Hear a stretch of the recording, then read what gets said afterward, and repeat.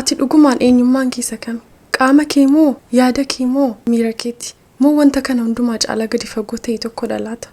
Har'a kan nu waliin ilaallu waa'ee foon, lubbuu fi hafuuraati. Amma dhuma viidiyoo kanaatti na duukaa tura. Maaliif har'a garaagarummaa isaanii baruu qofaatu hin taane nama biraallee akka ittiin barsiistaniif isin gargaara. Dhoksaa macaafa qulqulluu baruu fi viidiyoo ta'an akka isin darbiniif subscribe gochuun dagatina. Tokkoffaa Tasalonqee boqonnaa 5 lakkoofsa 23. Waaqayyo inni nagaa namaaf kennu guutummaatti ofii isaatiif isin haa qulleessu. Yeroo dhufa gooftaa keenya Yesuus Kiristoosittis hafuura keessan, lubbuu keessan, foon keessanis fayyaatti mudaa akka hin godhannetti haa eegu. So macaafa qulqulluun foon, lubbuu fi hafuura akka ta'aniin dubbata jechuudha. Yeroo of ilaallu miira rikisti nun arginu inni eenyummaa keenya isa dhugaa miti. Inni nun arginu sun qaama keenya isa ijaan mul'atu isa lubbuu keenyaaf foon keenya keessa jiraatudha. So foon irraati haa jalqabnu. Foon yookiin qaama jechuun physical body isa ijaan argamu kana isattiin sochoonu, isattiin waan adda addaa seensi goonu, kan ittiin ilaallu, kan ittiin dhageenyudha jechuudha. Qaamni keenya kun iddoo buufata waaqayyoo yookiin temple of holy spirit ta'ee yeroo gabaabaadhaaf qofaa lafarra kan jiraatu. Everlasting amma dhumaatti jiraachuu kan hin dandeenye jechuudha. Qaama keenya akka manaatti fudhannee yoo ilaalle mana sana keessa kan jiraatu hafuuraa fi lubbuudha jechuudha. So qaamni keenya yookiin outer body'n kun hin dadhabaa, hin dulloomaa akkasumas hin du'aa biyyootti dabalama. Foon keenya yookiin qaamni keenya kun temple of God or iddoo buufata waaqayyooti. So qaamni keenya roolii yookiin ga'ee inni qabu hojii ministirii keessatti tokkoffaa dubbachuudhaaf, ittiin tajaajiluudhaaf, ittiin namoota wajjin communicate gochuudhaaf akkasumas ittiin hojii mootummaa waaqayyoo babal'isuudhaaf. Namoonni baay'een qaamni keenya kun diina keenya akka ta'e itti ilaalu. Maaliif macaafa qulqulluu keessatti yeroo baay'ee hojii foonii jedha, yaada foonii jedha. Kan inni dubbatu garuu waa'ee yaada fooniiti malee foon keenya akka diina keenya ta'etti miti. Yaada foonii yeroo jedhu amaloota addaamsa ganamaa sana wajjin wal qabata. Innis jibbuu, hinaafuu, namarratti ka'uu. So foon keenya jibbinatu hin taane yaada isaa yookiin hawwii isaa jibbina. Inni taanu soul yookiin lubbuu. So lubbuun keenya kan inni wajjin wal qabatu emotion yookiin miira. Miira yeroo jennu feeling. Miira gammachuu ta'uu danda'a, miira gaddaa ta'uu danda'a, nagaa akkasumas eenyummaa keenya, yaada keenyaa fi murtoo. Murtoo yeroo murteessinu lubbuun keenya eeyyee yookiin lakki jechuudhaaf gahee qaba jechuudha. Lubbuun keenya waan lama gidduutti dhiphatti. Innis foonii fi hafuura keenya gidduutti. Hafuurri keenya eeyyee yoo jedhe, foon keenya immoo lakki yoo jedhe, lubbuun keenya kana gidduutti dhiphatti jechuudha. Namni tokko yeroo cubbuu hojjetu aayidiyaa irraa jalqaba. Yaada cubbuu sanatu flow gochuu jalqaba. Isa booddee lubbuun eeyyee yookiin lakki jettee murteessiti. Foon keenya immoo yaada eeyyee sana raawwatee cubbutti nu kuffisa jechuudha. Kanaafiyyuu saayikaliin isaan naannaa foon yookiin yaada irraa ka'a. Lubbuun murteessa, foon immoo deebisee murtoo sana hojiitti jijjiira. Fakkeenyaaf lubbuu keenya akka fardaatti fudhannee haa ilaallu. Fardi tokko namni irra taayisaa ajajuun jiru taanaan gara barbaadetti utaaluu danda'a. Foon keenyas akkasuma hafuuraan ajajamu taanaan gara barbaadetti utaalee cubbutti nu kuffisuu danda'a jechuudha. Inni taanu spirit yookiin hafuura. Hafuurri keenya hiika baay'ee gadi fagoo ta'e isa qabudha. Iddootti waaqayyoon qofaa arginu, iddootti waaqayyoo wajjin connect goonu. Akkasumas iddootti waaqayyoon dhaggeeffannudha. Efesoon boqonnaa 2 lakkoofsa 5. Nuyi irra daddarbaa keenyaan karaa hafuuraa du'oo taanee utuma jirru inni warra Kiristoosii wajjin jiraatan nu godhate.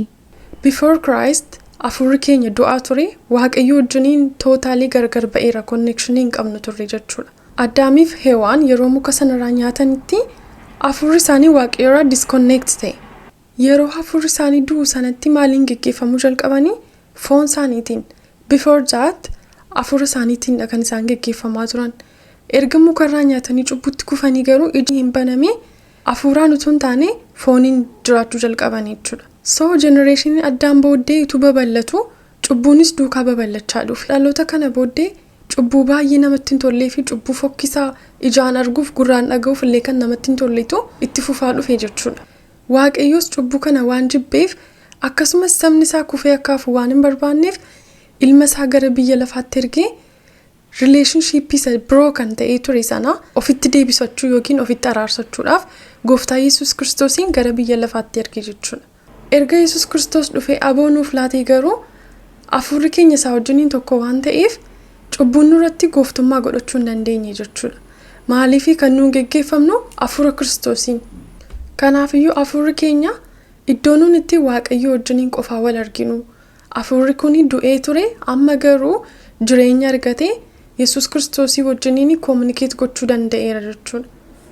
So namni tokko gooftaa Yesuusiin amanee fayyisaa lubbuu isaa erga godhatee booddee hafuurri isaa du'uu hin danda'a?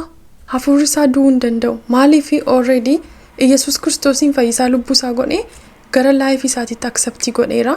Hafuurri Waaqayyo isa keessa jiraata malee isa keessaatti du'uu hin danda'u. Eternity'dhaaf jiraata. Garuu yeroo namni sun cubbuutti kufu hafuurri isaa hin dadhaba malee hin kufa jechuu miti. Kiristaanni tokko yeroo cubbuutti kufu hafuurri isaa maal taasa jedhu waliin ilaalla. Wangeela Luqaas boqonnaa 15 lakkoofsa 11. Gaaf tokkommoo Yesuus namni tokko ilmaan lama qaba ture.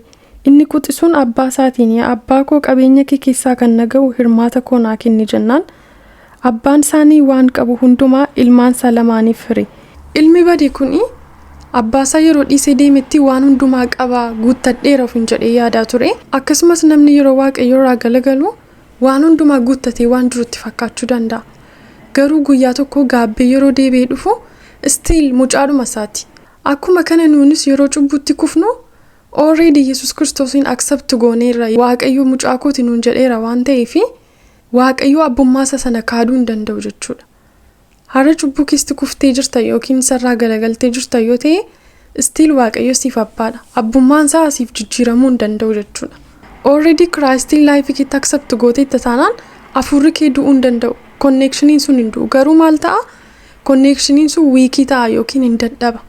Yeroo ilmi isaa dhiisee deemetti kan isaan gidduudhaatti dhibame maalidha? Relationship yookiin connection.